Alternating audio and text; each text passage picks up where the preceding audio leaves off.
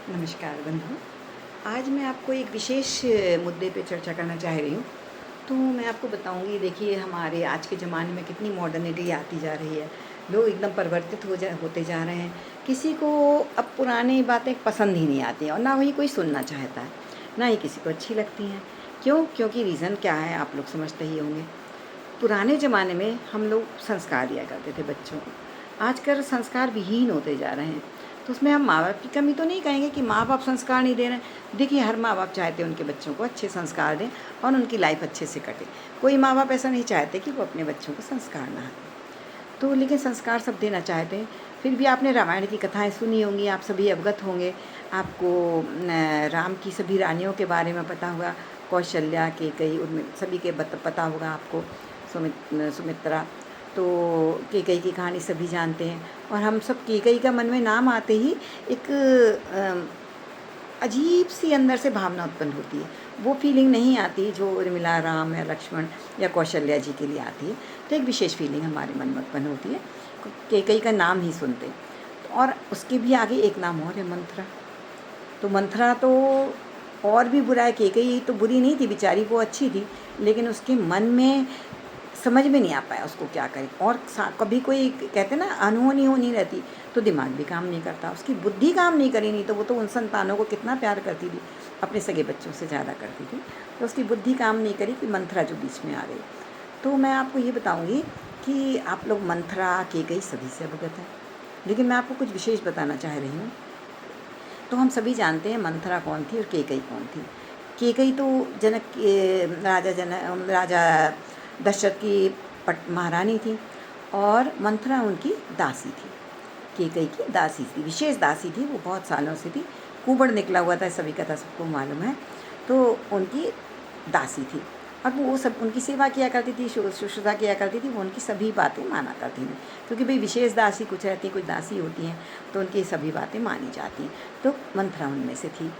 तो सभी भाई लोग, दो भाई अपने भरत शत्रुघ्न मामा के यहाँ गए हुए थे, राम लक्ष्मण यहाँ थे। सभी भाइयों में इतना प्रेम था कि उसके विवरण तो रामायण में मिलते हैं और आज के ज़माने से तुलना ही नहीं कर सकते। तो आज हम सब लोग तलाशते हैं कि कैकेयी की छवि किसी में ना दिखे। हम चाहते हैं कि हमें कैकेयी की छवि किसी में ना दिखे। क्यों ना दिखे? क्योंकि कैकेयी का नाम थोड़ा सा एक बदनाम है और कैकेयी का नाम सुनते ही सभी के मन में भावना अच्छी नहीं आती। मंथरा की उससे भी बुरी है। तो वर्तमान में अगर हम कैकेयी को तलाशें, मंथरा को तलाशें, क्या आप पा सकते हैं? नहीं, लेकिन हम पा सकते हैं। बीच में एक ज़माना था जब हम लोग तुलना किया करते थे। आपने सुना ही होगा, सास बिल्कुल मंथरा है ना, ऐसे बोला करते थे, उनकी सास एकदम मंथरा है, बिल्कुल कैकेयी है वो तो, क्या बताएं ऐसी दुष्ट सास है। तो सासों में ढूंढा करते थे कैकेयी को हम लोग, क्योंकि किसी का भी बुरा वो हुआ नज़र आता था तो बुरी सास तो यही बोलते थे, क्या कैकेयी है बिल्कुल, वो तो मंथरा है बिल्कुल। वो तो फिल्मों में भी एक रोल आता था, वो भी आप उससे अवगत होंगे। उसका रोल बिल्कुल वो उसी हिसाब से किया करती थी। तो हम लोग उनको तलाशते थे। लेकिन धीरे धीरे युग चेंज होता गया। उसके बाद कौन सा युग आया? जब हम लोग बहुओं में देखने लगे कैकेयी। सास का तो नंबर छूटा, अब बहुओं में ढूंढने लगे कि बहू बहुत दुष्ट है, बहुत बिल्कुल कैकेयी है वो तो, क्या पता चला घर में क्या कर दे क्या ना कर दे, बहुत दुष्ट बहू है। तो उसके बाद वो ज़माना आया जब हम लोग बहुओं में कैकेयी को ढूंढने लगे, मंथरा को ढूंढने लगे। ये भी काफ़ी बरसों चला। और अब क्या होता है, आप सभी को अच्छा लग रहा होगा ये बातें सुन के, क्योंकि जो सासें उन्हें तो अच्छा लगेगा, जब बहू है उन्हें नहीं अच्छा लगेगा। उन्हें तब अच्छा लगा होगा जब हम लोग सासों में कैकेयी और मंथरा को ढूंढा करते थे। अब हम लोग बहुओं में कैकेयी और मंथरा को ढूंढने लगे तो बहुएँ खुश नहीं होंगी, लेकिन सासें बड़ी प्रसन्न हो रही होंगी। मैं भी बड़ी प्रसन्न हो रही हूँ कि बहुओं में से हम लोग कैकेयी और मंथरा की तुलना कर रहे हैं। लेकिन अब वो ज़माना भी नहीं रहा। अब कहाँ का ज़माना आ गया? आप ढूंढना चाहेंगे कैकेयी मंथरा को? अब हम लोग कहाँ ढूंढ पाते हैं? अब हम लोग ढूंढते हैं बहू की माँ में। अब वो ज़माना है जब कैकेयी मंथरा आपको ढूंढनी है तो बहू की माँ में ढूंढिए, क्योंकि यह कहावत है कि सारी ट्रेनिंग मायके से ही मिलती है।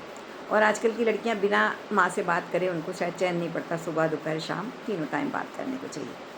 तो जब माँ से ट्रेनिंग मिलेगी और माँ से घर संचालित होगा, लड़की का ससुराल जो उसका अपना घर कहलाता है, वो उसकी माँ के आज्ञा से संचालित होगा, तो बताइए क्या होगा?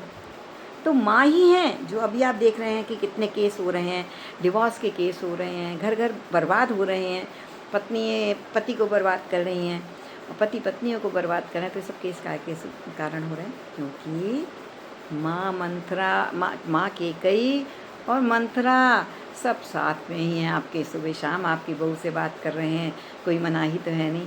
सुबह से संचालित वहीं हो रहा है, सास को कैसी चाय दी, ससुर को कैसी दाल दी, उसको शक्कर कितनी दी, उसको क्या, उसने क्या खाना खाया, अरे तूने क्यों बनाया, उसको बनाने देती। तो सुबह होते ही संचालित होने लगता है। ये सब बिल्कुल एकदम पिक्चराइज होता है, वहाँ से जो खबर आती है वही पालन होने लगती है। तो अब मंथरा और केकई कहाँ मिलने लगी, बहुओं की माँ में। तो सभी से अनुरोध करूँगी, हाथ जोड़ के प्रार्थना करूँगी कि कृपया अपनी बेटियों के घर ना तोड़ें। और मंथरा और केकई को जब हम लोग माँओं में ढूंढने लगे हैं बहुओं की, तो वो ढूंढना बंद हो जाए, उनकी कहीं और तलाश करनी पड़े। और हम तो यही चाहेंगे उनकी कहीं भी तलाश ना करनी पड़े, माँ केकई और उनकी कहीं भी तलाश ना करनी पड़े, ना वो कहीं मिले। क्योंकि क्यों किसी का घर बर्बाद करना, घर बर्बाद करने का सिला बहुत बुरा होता है, बहुत बड़ा अपराध लगता है, बहुत बड़ा पाप लगता है।